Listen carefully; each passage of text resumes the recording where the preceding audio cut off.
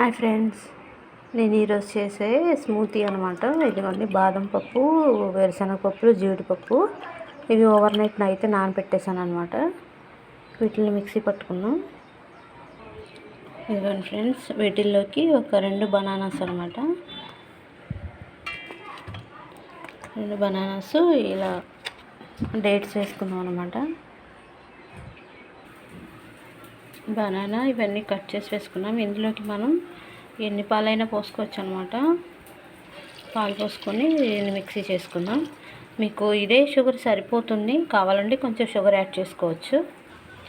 దీనిలోకి ఒక 5 star chocolate ఒక పీస్ మాత్రం వేస్తున్నాను అనమాట, ఎందుకంటే ఫిల్లర్ కొంచెం బాగుంటుందని. ఇదిగోండి ఫ్రెండ్స్, ఇంత స్మూత్గా అయితే పట్టుకోవాలి. ఇదిగోండి ఫ్రెండ్స్, ఇలా అయితే కొంచెం పాలు యాడ్ చేసుకొని తాగొచ్చు.